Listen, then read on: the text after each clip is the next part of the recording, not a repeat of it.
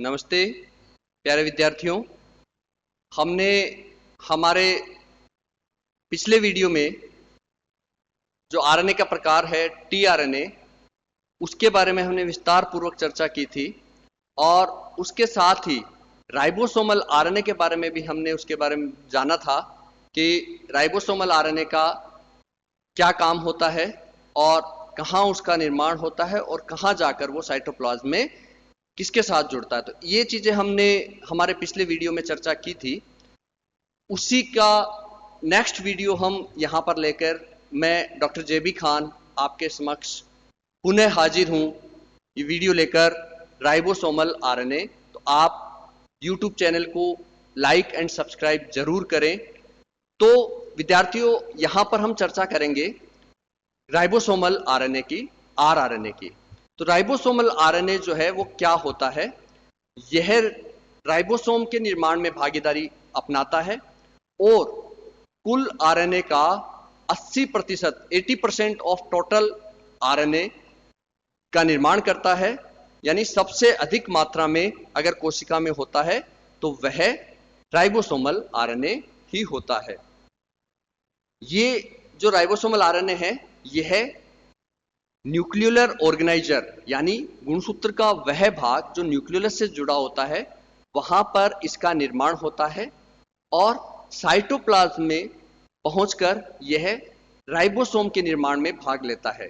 हमारा राइबोसोम जो है वह आरएनए और प्रोटीन का बना होता है।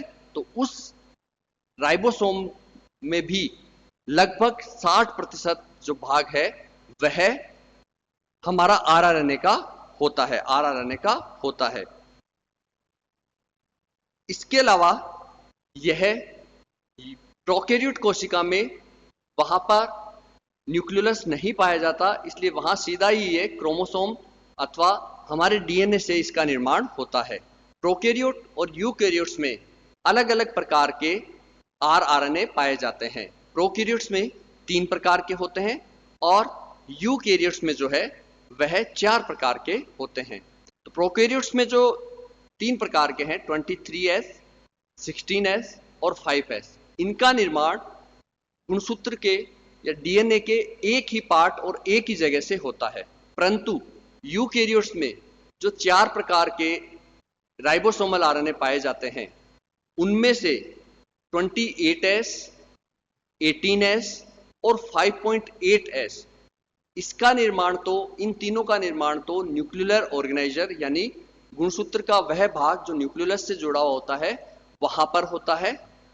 और जो सबसे छोटा पार्ट है इसका 5S, उसका निर्माण इस न्यूक्लियर ऑर्गेनाइजर के पास स्थित जो डीएनए है उससे होता है, उससे इसका निर्माण होता है। तो ये यूकैरियोट्स में 4 प्रकार के और प्रोकैरियोट्स में 3 प्रकार के आरआरएनए पाए जाते हैं। ये राइबोसोम का निर्माण करते हैं। और आपको पता है प्रोकैरियोट्स में और यूकैरियोट्स में भी अलग अलग प्रकार के राइबोसोम्स पाए जाते हैं। तो प्रोकैरियोट्स में आपको पता है 70S प्रकार का राइबोसोम होता है और उसकी 2 यूनिट होती है, लार्ज यूनिट और small unit. Large unit 50S और स्मॉल यूनिट 30S कहलाती है। इसी प्रकार से यूकैरियोट्स में जो राइबोसोम होते हैं उनको हम 80S प्रकार का राइबोसोम कहते हैं और उसकी जो लार्ज यूनिट है वह 60S की होती है, स्मॉल यूनिट 40S की होती है। अब ये जो हमारे प्रोकैरियोट में 3 प्रकार के आरआरएनए होते हैं वे 50S के साथ तो 5S और 23S जुड़ते हैं और 30S के साथ 16S आरआरएनए जुड़ता है। इसी प्रकार से यूकैरियोट्स में लार्ज यूनिट जो है 60S, उसके साथ 5S, 5.8S और 28S आरआरएनए जुड़ता है और जो स्मॉल यूनिट होती है 40S, उसके साथ हमारा जो 18S आरआरएनए जुड़ता है। ये केंद्रक में, अगर यूकैरियोट की बात करें तो केंद्रक में निर्माण होता है और प्रोकैरियोट में तो सीधा ही वहां पे कोई भी सेलुलर ऑर्गेनेल नहीं पाए जाते, तो सीधा ही जो हम उसका द्रव्य है, जीव द्रव्य, उसी में उसका निर्माण होता है। अगर हम यूकेरियोट्स की बात करें, जैसा कि मैंने बताया कि उसमें जो है 4 प्रकार के होते हैं, 3 अलग बनते हैं और एक अलग बनता है। तो किस प्रकार से आप यहां पे देख सकते हैं कि सबसे पहले 45S आरएनए का निर्माण होता है न्यूक्लियर ऑर्गेनिज्म में, फिर वह 2 टुकड़ों में टूट जाएगा, 30S और 32S। 30S बाद में मॉडिफाई होके 18S का निर्माण कर लेगा, 18S का निर्माण कर लेगा, और 32S जो है वह टुकड़ों में टूट के मॉडिफाई होके 5.8S और 28S का निर्माण कर लेता है। तो इन तीनों का निर्माण तो एक ही जगह से होता है। जैसा कि मैंने पहले बताया, 5S का निर्माण अलग होता है, वह न्यूक्लियर ऑर्गेनाइजेशन के जो पास वाला डीएनए है उस डीएनए पे उसका निर्माण होता है, पास वाले डीएनए के पास उसका निर्माण होता है।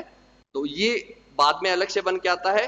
तो 5.8S, 5S और 28S ये लार्ज यूनिट यानी 60S के साथ जुड़ेंगे, और इधर 18S जो बना है वो स्मॉल यूनिट यानी 40S के साथ जुड़ेगा, और ये दोनों 40S और 60S बन के बाद में राइबोसोम का निर्माण कर लेते हैं। स्मॉल यूनिट और लार्ज यूनिट मिलकर 80S राइबोसोम का निर्माण कर लेती है। ये हमारा जो राइबोसोमल आरएनए है, आरआरएनए, कहाँ पाया जाता है, कैसे इसका फॉर्मेशन होता है, और किस प्रकार से ये किसके साथ, स्मॉल यूनिट और लार्ज यूनिट के साथ ये जुड़ते हैं, ये जुड़ जाते हैं। तो ये 18S।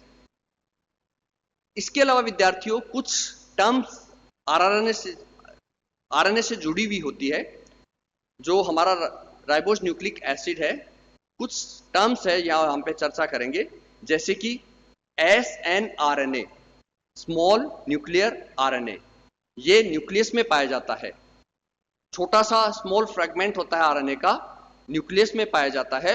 और ये जो हमारा एमआरएनए जो बनता है, एमआरएनए प्रोटीन सिंथेसिस से पहले इसका फॉर्मेशन होता है, उसकी प्रोसेसिंग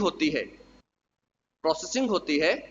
तो उस प्रोसेसिंग में ये हेल्प करता है, प्रोसेसिंग में हेल्प करने का कार्य करता है, यानी उसको प्री एमआरएनए को एमआरएनए में चेंज होने में ये हेल्प करता है। और ये खुद बहुत छोटा होता है, लगभग 150 न्यूक्लियोटाइड लंबाई होता है, इसलिए इसको स्मॉल न्यूक्लियर आरएनए कहते हैं। ऐसे ही एक टर्म और होती है, स्मॉल साइटोप्लाज्मिक आरएनए, ScRNA। ये साइटोप्लाज्म में पाए जाते हैं। और जो राइबोसोम बनते हैं वो आपको पता है, यूकेरियोटिक कोशिका में राइबोसोम जो है वो एंडोप्लाज्मिक रेटिकुलम से जुड़े हुए होते हैं। तो एंडोप्लाज्मिक रेटिकुलम से जुड़ने का कार्य ये इस स्मॉल साइटोप्लाज्मिक आरएनए की हेल्प से होता है। तो ScRNA।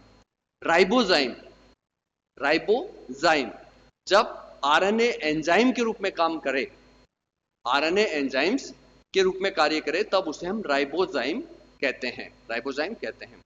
Double standard RNA, dsRNA, हमने अभी तक जो आरएनए देखा है वह आरएनए, चाहे एमआरएनए, टीआरएनए, आरएनए, सारे के सारे सिंगल स्टैंडर्ड होते हैं। लेकिन कुछ वायरसेस ऐसे होते हैं, जैसे रियो वायरस, वुंड ट्यूमर वायरस, उसके अंदर हमारा आरएनए जेनेटिक मटेरियल के रूप में भी कार्य करता है। तो वहां पर हमारा आरएनए जो है वह डबल स्टैंडर्ड आरएनए के रूप में पाया जाता है, ट्रांसफर मैसेंजर आरएनए, ये कुछ बैक्टीरिया में पाए जाते हैं। Transfer messenger RNA, TmRNA, bacteria और प्लास्टिड्स में पाए जाते हैं। और ये प्रोटीन इनकोडिंग के दौरान जहां पर स्टॉप कोडन्स नहीं होते हैं वहां पर ये हेल्प करते हैं। जहां पे stop codon UAA, UAG, UGA, जो कि हम टर्मिनेशन कोडोन उनको कहते हैं, वो नहीं होते, तो वहां पर प्रोसेस को स्टॉप करने का कार्य कुछ बैक्टीरिया में और प्लास्टिड्स में करते हैं। MIC RNA, messenger RNA inhibiting complementary RNA, ये MIC RNA है। ये सेंस स्टैंड से बनते हैं। सेंस स्टैंड आपको पता है कि हमारा जो आरएनए है वह एंटीसेंस स्टैंड पे इंफॉर्मेशन होता है, और ये वह डीएनए का पार्ट जिसपे आरएनए नहीं बनता उसको सेंस स्ट्रैंड बोलते हैं, उसमें फॉर्म होते हैं और हेल्प करते हैं जीन रेगुलेशन में। एमआईसी आरएनए जीन रेगुलेशन में हेल्प करते हैं। तो विद्यार्थियों, उम्मीद करता हूं कि आपको ये जो हमारा आरएनए का पार्ट है और कुछ टेक्निकल टर्म्स आरएनए से रिलेटेड थी समझ में आई होगी। तो आप हमसे जुड़े रहिए, हमारे वीडियो आए उनको लाइक और सब्सक्राइब करते रहिए। बहुत बहुत धन्यवाद। मैं आपका डॉक्टर जेबी खान।